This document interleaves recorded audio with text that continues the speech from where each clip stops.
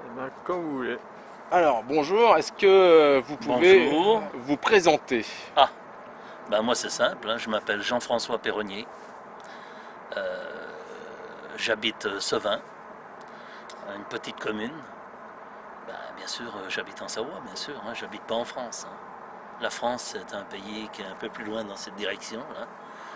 J'ai même oublié son nom, il y a des fois, j'ose même pas le prononcer, tellement elle va mal. Alors, c'est quoi votre parcours? Mon parcours, Ouais.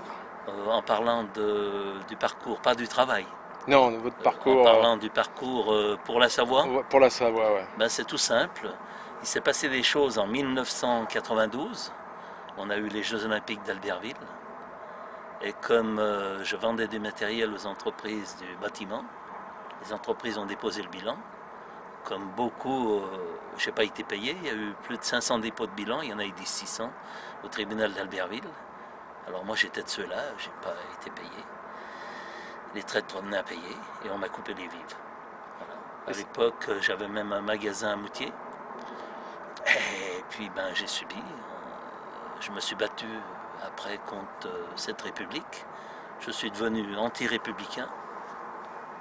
C'est C'est pour ça que la République me fait vomir, je ne peux plus la voir. Là, j'ai appris que la République, c'est une dictature d'État. Et oui, on a changé les noms. On a coupé la tête à un roi pour mettre une monarchie améliorée, qui est encore pire d'ailleurs. Et puis de nos jours, c'est en train de tout s'effondrer. Alors on n'a pas le droit de laisser effondrer la Savoie avec, voilà.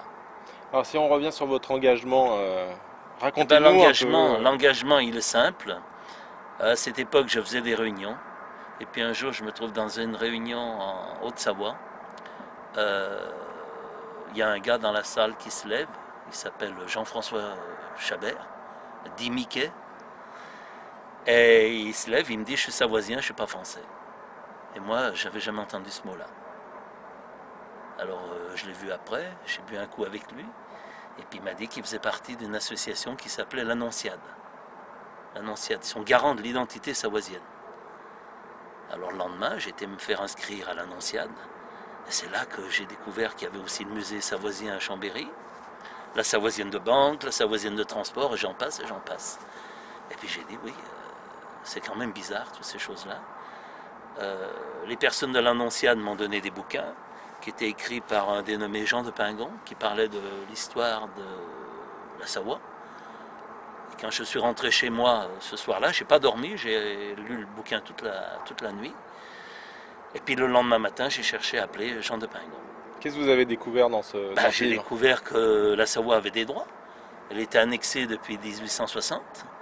On était colonisé, on était pompé, enfin tout le tralala, quoi. Et j'en passe. Alors je me suis dit, puisque c'est comme ça, les gens, après les Jeux Olympiques, tout s'est passé, les liquidations et tout, je dis, il faut faire quelque chose. Alors c'est pour ça que j'ai voulu rencontrer Jean de Pingon. Alors Jean de Pingon, j'ai pu obtenir un rendez-vous avec lui. Vous vous rencontrez quand? C'est en 1900, je crois que c'est fin 93, j'ai pas les dates exactement dans la tête, je crois que c'est fin 93, par là je crois. Ouais. D'accord. Alors, on va reprendre la question. En 1993, je rencontre Jean de Pingon. Oui, Alors, vous rencontrez quand Jean de Pingon?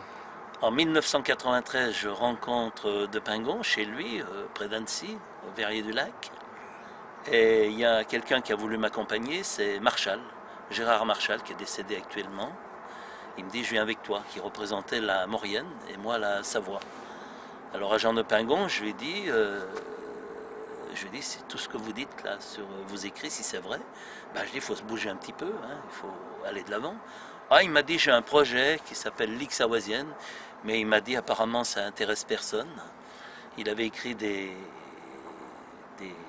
articles dans le Faucigny, dans l'autre journal qui est sur la Haute-Savoie, aussi un autre, je ne me rappelle plus son nom. Et il m'a dit, ça intéresse personne, ça fait rire les gens. C'était plutôt utopique. Alors moi je suis rentré à la maison, puis le lendemain je l'ai rappelé. J'ai dit, il faut faire une carte d'identité de Savoie. On s'est rencontrés encore une deuxième fois. Et on a lancé la carte d'identité savoisienne. Je lui ai fait la carte d'identité numéro 1, et moi je me suis fait la numéro 2. Et la Ligue savoisienne est partie de là. D'accord. Voilà. Mettez-vous derrière plutôt si vous voulez parler, parce qu'on vous entend. Mais c'est juste, mettez-vous